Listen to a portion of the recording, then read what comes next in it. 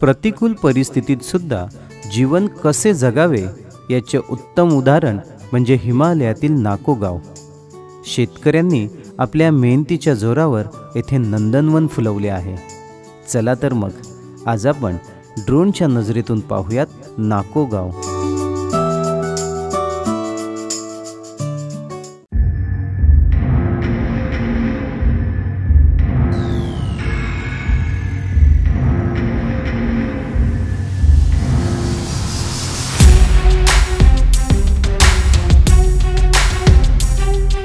नाको गावाच्या वरच्या अंगाला असलेले हे नाको लेक एक अद्भुत चमत्कारिक तलाव म्हणून या पंचक्रोशीत या तलावाची चर्चा आहे। या तलावाची लांबी रुंदी ही जास्त नसली तरी खोलाई मात्र 60 मीटर म्हणजे जवळपास 190 फूट एवढी आहे।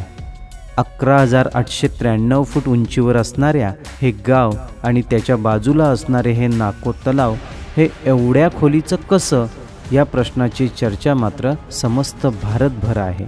कारण हिमालयाच्या पायथ्यांशी वसलेली असलेली तलावं ही कमी खोलीची असतात, पण डोंगर माथ्यावर बसलेले हे तलाव इतकं खोल कसं हा प्रश्न मात्र अजूनपर्यंत अनुत्तरितच आहे।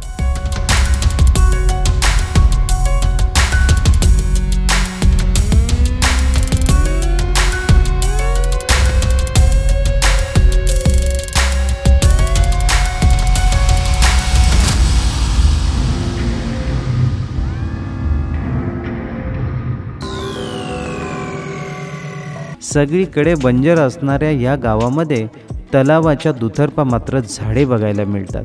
ही झाडे पुढे जुलै ते सप्टेंबर या महिन्यांमध्ये हिरवाईने नटलेली बघायला मिळतात आणि हिरव्या निळ्या रंगाचे दिसणारे हे तलाव ऑक्टोबर ते मार्च या महिन्यांमध्ये पूर्णपणे गोठलेले असते। आजूबाजूच्या गावातील तरुण येथे येऊन आईस स्केटिंग व आईस हॉकी यांसारखे गेम खेळत असतात।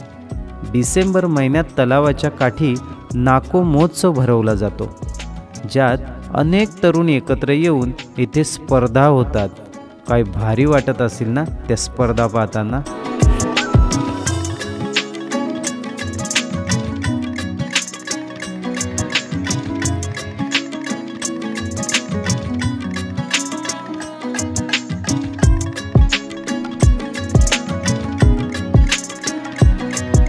येथूनच पुढे स्पिटी व्हॅली व लाहोल व्हॅलीकडे जावे लागते, त्यामुळे येथील रस्ते हे उत्तम प्रतीचे असून एक खड्डासुद्धा रस्त्यावर आपल्याला दिसणार नाही। टेकड्यांवरून वळणे घेत जाणारे हे रस्ते नाको गावाच्या व्ह्यू पॉईंटवरून बघताना कमालीची गंमत वाटते।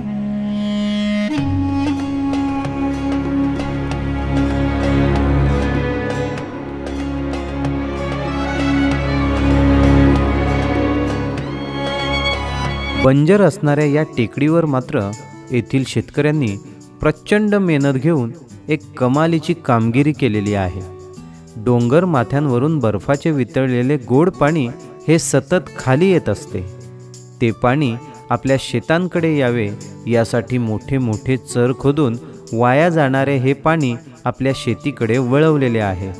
शिवाय दगडगोटे व वाळू असणाऱ्या या टेकडीच्या भागात अपार मेहनत व योग्य मशागतीच्या जोरावर लागवड योग्य जमीन येथे शेतकऱ्यांनी बनवलेली आहे।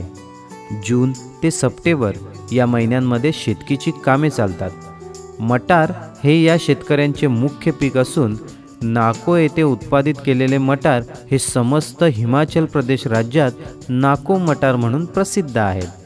शेती हे एकमेव येथील लोकांच्या उत्पन्नाचे स्रोत असून येथील लोक अतिशय प्रामाणिक व नम्र आहेत।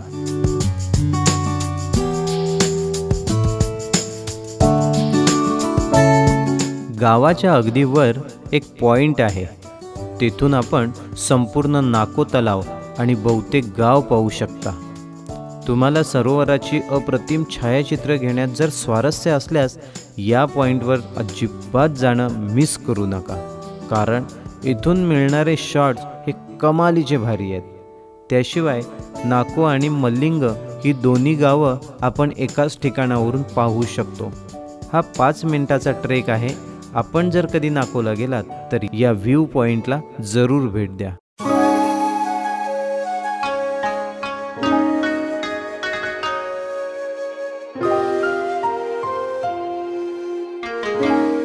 नाकोमध्ये 2 मठ सुद्धा आहेत. एक जुना मठ आहे जो 11व्या शतकामध्ये बांधला गेला असे लोक म्हणतात. हे प्राचीन मठ बौद्ध ग्रंथ आणि कलाकृतींनी भरलेले आहेत. मठातील भिक्षू हे अत्यंत उपयुक्त व सहकार भावनायुक्त आहेत. मठाबद्दलचे त्यांचे ज्ञान अभ्यागतांसोबत शेअर करण्यास त्यांना अधिक आनंद होतो. काही जण तर तुम्हाला संपूर्ण मठाच्या आसपासचा परिसर दाखवतील आणि विविध चित्रांचे तपशीलवार वर्णनसुद्धा करतील. आणि तुम्ही जर व्यवस्थित माहिती ऐकून घेतलीत तर संपूर्ण दिवस तुमच्या सोबतही करतील.